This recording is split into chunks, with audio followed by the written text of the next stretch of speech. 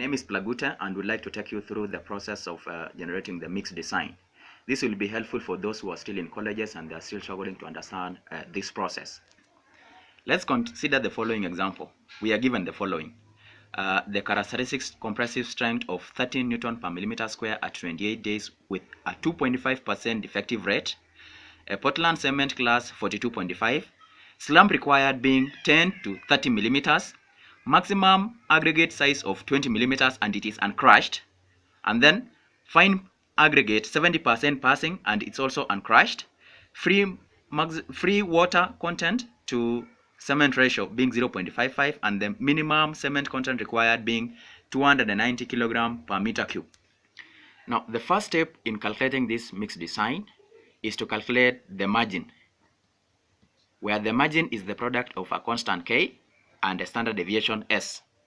A constant K is a function of the percentage defective, and it can be obtained from normal distribution curve. S is the standard deviation. So in our case, we were given a defective percentage of 2.5, and this corresponds to a constant K of 1.96. The standard deviation S can be obtained from a graph as shown. So from this graph, we have on y-axis the standard deviation in Newton per millimeter square, and on the x-axis the characteristic strength in Newton per millimeter square.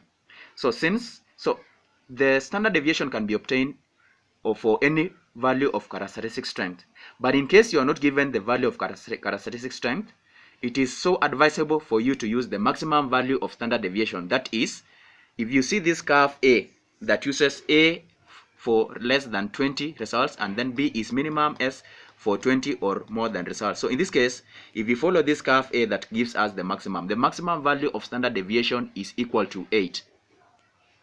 1. So sticking to the maximum value of standard deviation of 8, we can calculate our margin equal to K times S, which is the same as 1.96. You multiply by the standard deviation of 8. 1. This gives us a value of 15.68. So this, if round off to the nearest whole number, gives you 16 Newton per millimeter square. Now, the second step is to calculate the mean strength being equal to the characteristic strength plus the margin. So this is given us from what we are given from the example. We are given the characteristic strength that is required being 30 Newton per millimeter square at 28 days. So our characteristic compressive strength is equal to 30. So here we substitute the value of FC being 30 plus the margin that we have calculated being 16. This is equal to 46 Newton per millimeters square. 1. Now that you have the the target mean strength of 46 Newton per millimeter square, if you see from table 2, as you can see from this table, it gives us approximate compressive strength in Newton per millimeter square of concrete mixes made with a free water to cement ratio of 0.5. Now, the cement strength class is given as 42.5 or 52.5. So in our case, we are given the class being 42.5. And then type of coarse aggregate are either uncrushed or crushed. For class 52.5, it's also either uncrushed or crushed. So we stick to what we are given as 42, the class of cement strength class of 42.5, and the aggregate being uncrushed, and the compressive strength after 28 days is equal to, in our case, 42. So what we are interested at is this strength, 42 Newton per millimeter square, approximate the compressive strength. 1. From this graph, we are given compressive strength in Newton per millimeter square, and on x-axis free water to cement ratio. And this is the starting line using data from table 2 all through sticking to 0.5 free water to cement ratio. So from here, we can locate the value of approximate compressive strength that we got from table 2. That was 42 Newton per millimeter square. So here you use this starting line up to a point where where there is 42 Newton per millimeter square. So that will be this is 40 and this is 50. So in between should be 45. So 42 should be somewhere there. And then, so if you've gotten that 42, you draw a curve that is parallel to the rest of the curves, passing through the point 42 that you've located in your starting line. So that will be somewhere like that, all through parallel to the rest of the curve up to this point. And from there, you can use the mean strength of 46 that we had calculated earlier, 46, and then draw a straight line that meets the curve that you've generated and try to approximate the free water to cement ratio that you'll be using for this mixed design. So in this case, it will come to, if you do it very much correctly with a lot of precision, you will be able to get a value that is almost close to 0.47. So from what you've seen from the figure 4 that you've just seen, is that the free water to cement ratio we've gotten as 0.47, and care should be taken so that you know, from the example that we are given, we are told that maximum free water to cement ratio should be 0.55, and since our value that we've gotten is 0.47, which is less than 0.45, we stick to this one because it's okay. But if our value would have been more than 0.55, then it would have forced us to use the maximum given being 0.45. So our case, we use free water to cement ratio being equal to 0.47. Now, we can use table 3 to get the approximate free water content in kilogram per meter cube required to give various levels of workability. Remember that in the example that we are given, the slump required was supposed to be 10 to 30. So this is the slump of 0 to 10 millimeters, 10 to 30. So we stick to 10 to 30 and use this column. And then what helps us again to locate the value, the value of the approximate value of free water content is the maximum size of aggregate in millimeters. We have 10, 20, 40. But in our example, we are given maximum aggregate size to be 20. So therefore, if we stick to the 20 millimeters as our maximum aggregate size, and then the type of aggregate being uncrushed, our value, an approximate value of free water content is supposed to be 160 kilogram per meter cube. So from table 3, we've seen that the approximate free water content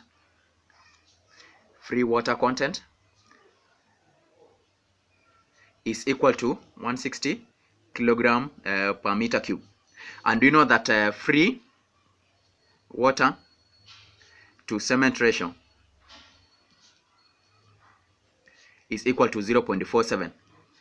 So this is, if I write this one in the simplest way, this is like water content over cement content. Content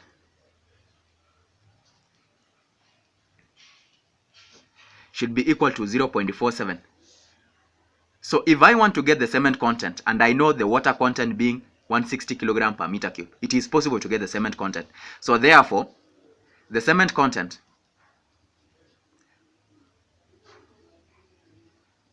should be equal to water content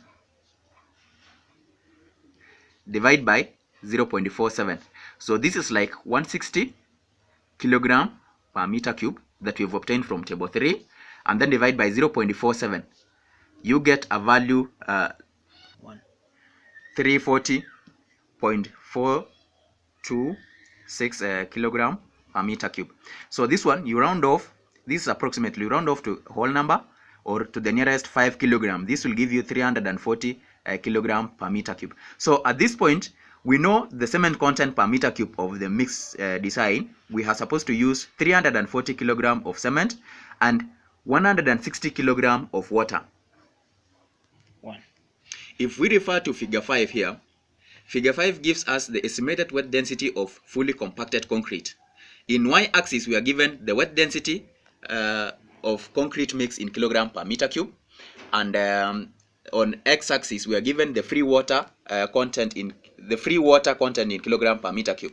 So here we have calculated the free water content being 160 kilogram per meter cube, and what will guide us to get the wet density is the relative density of combined aggregate on saturated and surface dry basis.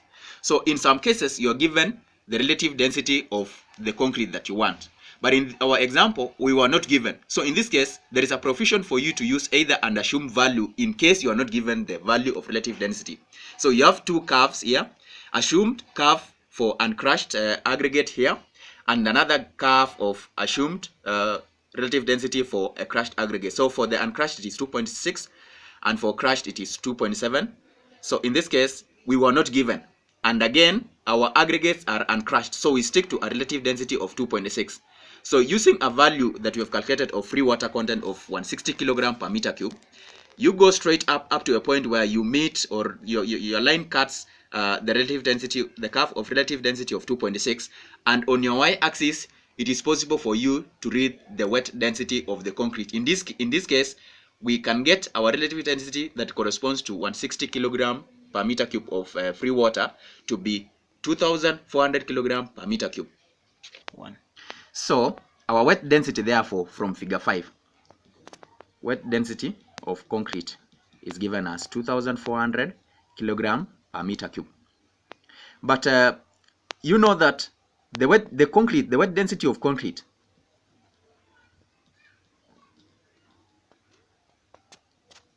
is given by the summation of individual densities, that is the density of water that is used in the mix, and then you're summing the density of cement, and then lastly the density of aggregates. And aggregates in this case I'm referring to both fine and coarse aggregates. So we are combining the fine and coarse aggregate and calling it the density of aggregates. So wet density is equal to the density of water sum up with the density of cement and the density of aggregate. So but some of these values we already gotten from our calculation. We know the wet density being 2400.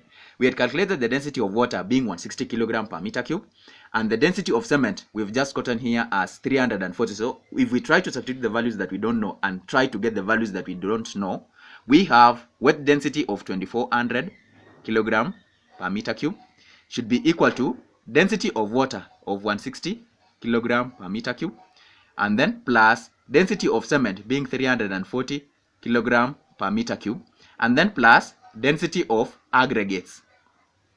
So it means therefore that density of aggregates is given as 2400 minus 160, then you're subtracting 340. All this is in kilogram per meter cube. So this is equal to 1. This gives us 1900 kilogram per meter cube. So at this point in time, we know all the densities. We know the wet density of concrete, we know the density of water that is required, we know the density of cement and the density of aggregates. But in this case, the density of aggregates refers to the density of both coarse aggregate and fine aggregates.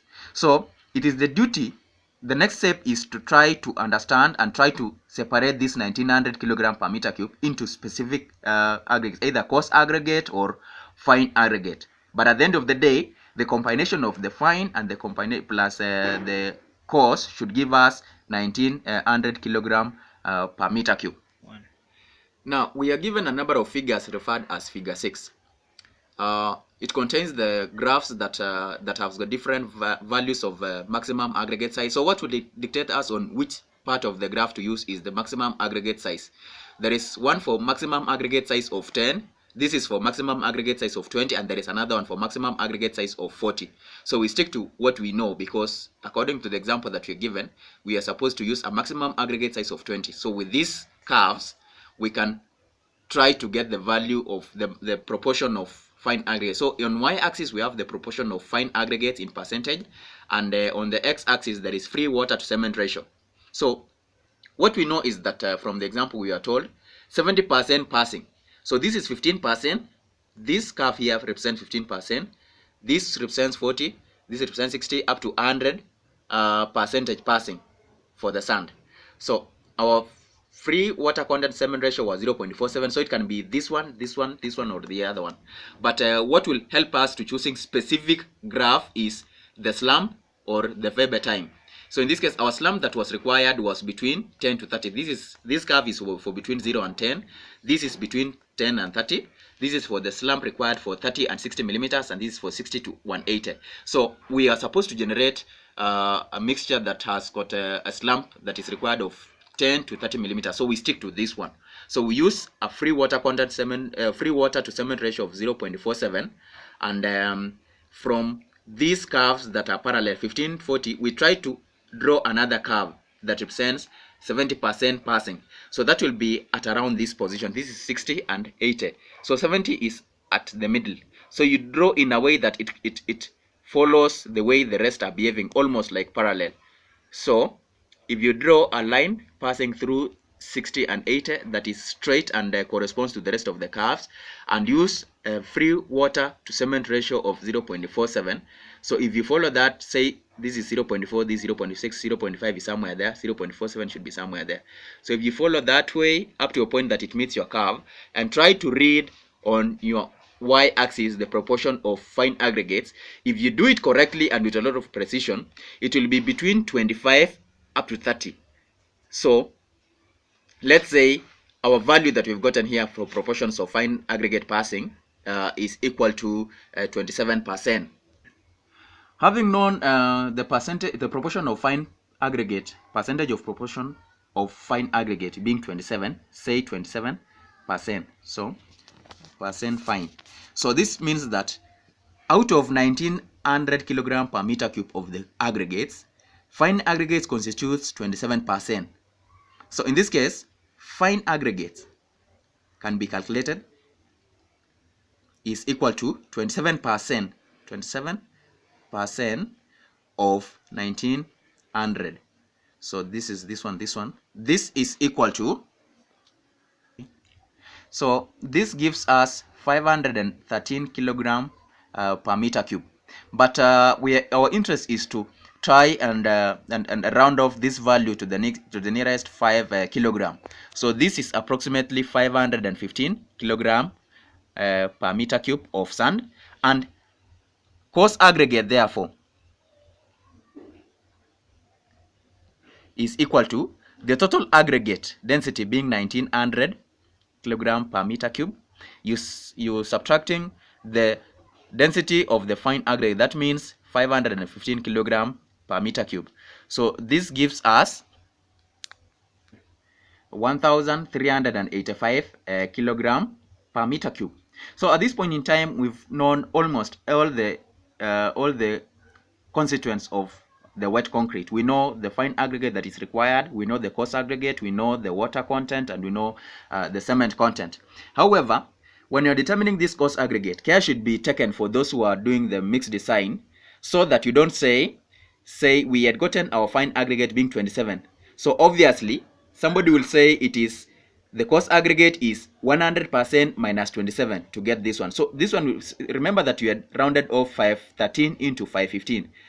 So I would advise that the student should stick to taking the whole, the density of the whole aggregates, combination of fine and coarse.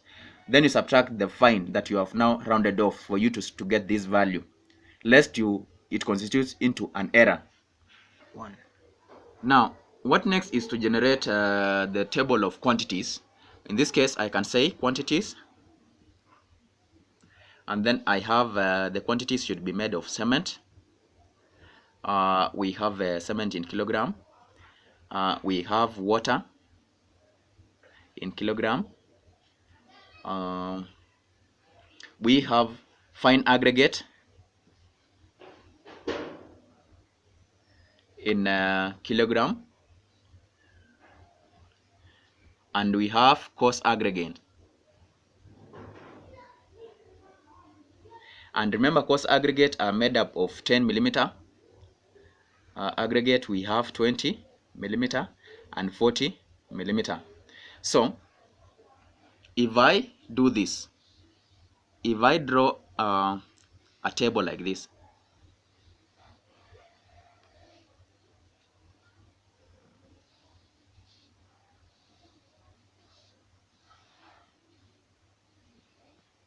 say that per meter cube of all this constituent material, I have cement being 340, we had calculated that. This one being 160. This one was 515. And here there is a problem, because coarse aggregate is made up of 10 millimeter, 20 millimeter, and 40 millimeter aggregates. So in this case, you're supposed to split them so that 1. if the coarse aggregate, the maximum aggregate size is 10 millimeter, so the density of concrete that you had calculated earlier should just take the 10 millimeter column. But in this case, if you have coarse aggregates that is as a maximum aggregate size of 20, it means in that aggregate size of 20 there are 10 in it, and we are told that it should be in the ratio of 1 to 2.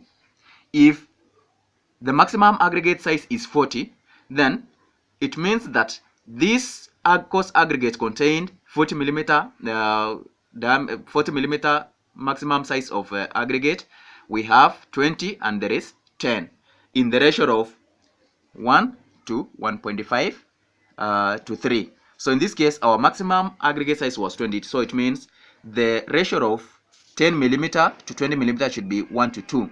So we had a value of 1385 kilogram per meter cube. Now, as you can see from the calculation, we had gotten 1385 for coarse aggregate and fine was 515. So we stick to coarse aggregate. That is, we want to split the coarse aggregate into aggregates of 10 millimeter and aggregates of 20 millimeter in the ratio of 1 to 2. Now, so it means 1 over 3 of 1385 is made up of 10 millimeter aggregates, while 2 over 3 of 1385 is equal to the 20 millimeter aggregate. So in this case, that gives us 1 over 3 of 1385 is equal to 461.6. So this is 461.6 7 kilogram per meter cube. So if I round off to the nearest 5 kilogram, this gives us 460 kilogram per meter cube. So again, care should be taken so that you don't use 2 over 3, or in this case, stick to the first one. If you've said I've rounded off from 461 to 460, then for you to get this 20 millimeter, you simply say the total density of coarse aggregate, that was 1385 kilogram per meter cube.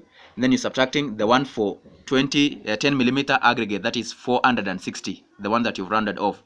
So 460 kilogram per meter cube. So this is equal to, so that is 13.